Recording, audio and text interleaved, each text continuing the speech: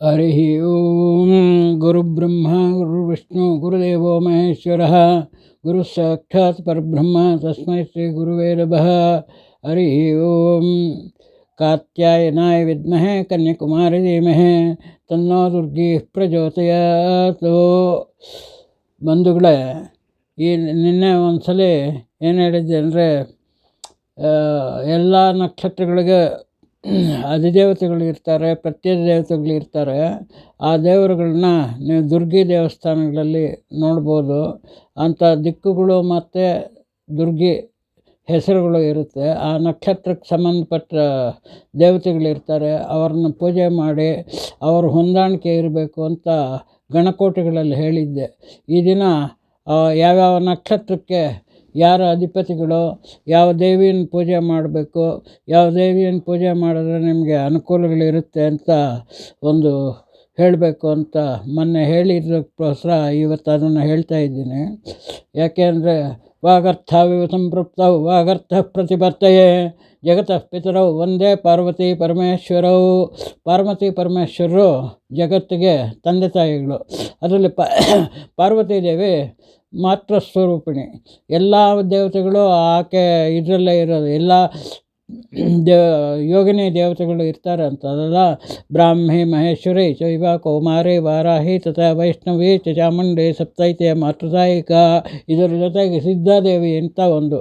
ಈ ದೇವತೆಗಳೆಲ್ಲ ನಾವು ಹೇಳಬೇಕು ಅಂದರೆ ಇವಾಗ ಒಂದೊಂದು ನಕ್ಷತ್ರಕ್ಕೂ ನಾವು ಹೇಳ್ತಾ ಬರ್ತೀವಿ. ಒಂದೊಂದು ನಕ್ಷತ್ರ ಅಂದರೆ ಒಂದು ಗಣಗಳು ಮಾಡಿದ್ದಾರೆ. ಒಂದು ಮೂರು ನಕ್ಷತ್ರ, 4 ನಕ್ಷತ್ರ, 5 ನಕ್ಷತ್ರಕ್ಕೆ ಒಂದೊಂದು ದೇವಿಯನ್ನು ಉಪಾಸನೆ ಮಾಡಿ ಅಂತ ಹೇಳ್ತಾರೆ. ಅದೇ ದೇವಿನ ನಾವು ಗಣಕೂಟಗಳಲ್ಲಿ ಯಾವ ದೇವಿಗೆ ಸಂಬಂಧ ಇದ್ದರೆ ಅವ್ರ ಗಂಡ ಹೆಂಡತಿಗಳಲ್ಲಿ ಅನ್ಯೋನ್ಯತೆ ಇರುತ್ತೆ ಅಂತ ಹೇಳ್ತಾರೆ. ಎಲ್ಲರೂ ಶಕ್ತಿ ದೇವತೆಗಳೇ. ಅದೇ ಸೌಮ್ಯಕಾಳಿ, ಭದ್ರಕಾಳಿ ಈ ಥರ ಇರುತ್ತಲ್ಲ, ಆ ಥರ ಸೌಮ್ಯ ದೇವತೆಗಳು ಇರ್ತಾರೆ, ಪವರ್ಫುಲ್ ದೇವತೆಗಳು ಇರ್ತಾರೆ. ಅಂಥ ಪವರ್ಫುಲ್ ದೇವತೆಗಳಲ್ಲೆಲ್ಲ ನಾನು ಹೇಳ್ತಾ ಇದ್ದೀನಿ. ಪೂರ್ವ ದಿಕ್ಕಿಗೆ ಬ್ರಹ್ಮಣಿ ಅಂತ ಹೆಸರು. ಬ್ರಹ್ಮಣಿ ಅಂತ ಹೇಳ್ಬಿಟ್ಟು ಆ ಬ್ರಹ್ಮಣಿ ದೇವತೆಗೆ ನಕ್ಷತ್ರಗಳು ಯಾವುದು ಅಂದರೆ ಅಶ್ವಿನಿ, ಆಶ್ಲೇಷ, ಅನುರಾಧ, ಪೂರ್ವಭದ್ರ. ಅದೇ ಥರ ಆಗ್ನೇಯ ದಿಕ್ಕಿಗೆ ಕೌಮಾರಿ ಅಂತ, ಅದಕ್ಕೆ ನಕ್ಷತ್ರಗಳು ಭರಣಿ, ಮಖ, ಜ್ಯೇಷ್ಠ, ಉತ್ತರಾಭಾದ್ರ ನಕ್ಷತ್ರ.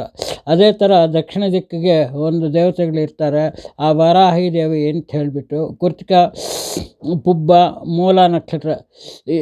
ಅದೇ ರೀತಿ ನೈಋತ್ಯ ದಿಕ್ಕು ಸಿದ್ಧ ಅಂತ ಹೇಳಿಬಿಟ್ಟು ಸಿದ್ಧಾದೇವಿ.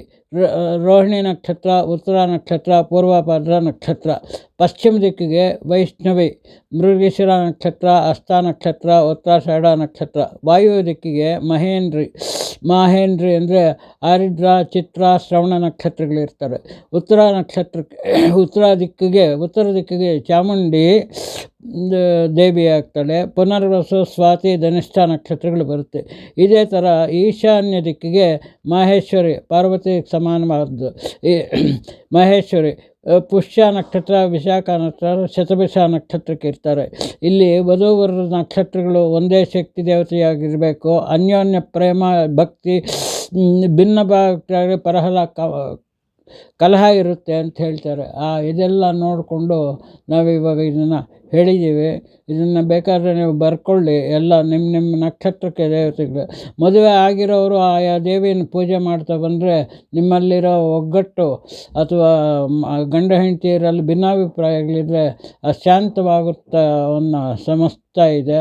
ಆ ಹೆಣ್ಣು ಮಗು ಇದ್ದಿದ್ರೆ ಆ ದೇವಿಯನ್ನು, ಗಂಡು ಮಗು ಇದ್ದರೆ ಆ ದೇವಿಯನ್ನು ಪೂಜೆ ಮಾಡಿದ್ರೆ ಮಕ್ಕಳಾಗೋದಲ್ಲ, ಅವ್ರ ಗಂಡ ಹೆಂಡತಿಯರಲ್ಲಿರೋಂಥ ಒಂದು ಸಂಬಂಧ ಅನ್ಯೋನ್ಯತೆ ಬೆಳೆಯುತ್ತೆ. ಮದುವೆ ಆಗದೇ ಇರೋರು ಕೂಡ ಆ ಅನ್ಯೋನ್ಯತೆ ಕಾಪಾಡ್ಕೋಬೇಕು ಅಂದರೆ ಇಂಥದ್ದೇ ಒಂದು ಆ ದೇವಿನ ಹೋಗಿ ಪೂಜೆ ಮಾಡಿಕೊಳ್ಳೋದು.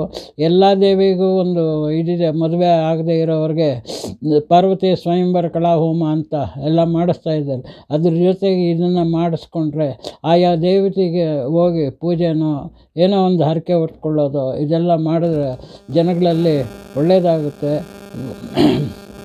ವಿವಾಹ ಆಗದೇ ಇರೋವಂಥ ವಧುವರರಿಗೆ ಅನುಕೂಲ ಆಗಲಿ ಅಂತ ಈ ಒಂದು ಸಂಸ್ಥೆನ ಹೇಳಿದ್ದೀನಿ. ಈ ವಿಷಯನ ಎಲ್ಲರೂ ತಿಳ್ಕೊಂಡು ನೀವು ಬೇರೆಯವ್ರಿಗೆಲ್ಲ ಹೇಳಿ ಯಾರಿಗೋ ನಾಲ್ಕು ಜನಕ್ಕೆ ಒಳ್ಳೇದು ಮಾಡಿ, ಒಬ್ರಿಗಾದ್ರೆ ನಿಮ್ಮಿಂದ ಅನೇಕ ಅವ್ರು ನೆನೆಸ್ಕೊಳ್ತಾರೆ, ಇಂಥವ್ರು ಹೇಳಿದರು ಸ್ವಾಮಿ ಅಂಥದ್ದಕ್ಕೋಸ್ಕರ ಅವ್ರನ್ನೆಲ್ಲ ಕೇಳ್ಕೊಳ್ತೀನಿ ಅಂಥೇಳಿ ಇವತ್ತು ಈ ಕಾರ್ಯಕ್ರಮನ ಇಂದಿಗೆ ಮುಗಿಸ್ತಾ ಇದ್ದೇನೆ. ಎಲ್ಲರಿಗೂ ಒಳ್ಳೆಯದಾಗಲಿ. ಶುಭಂ ಭವೇತ್.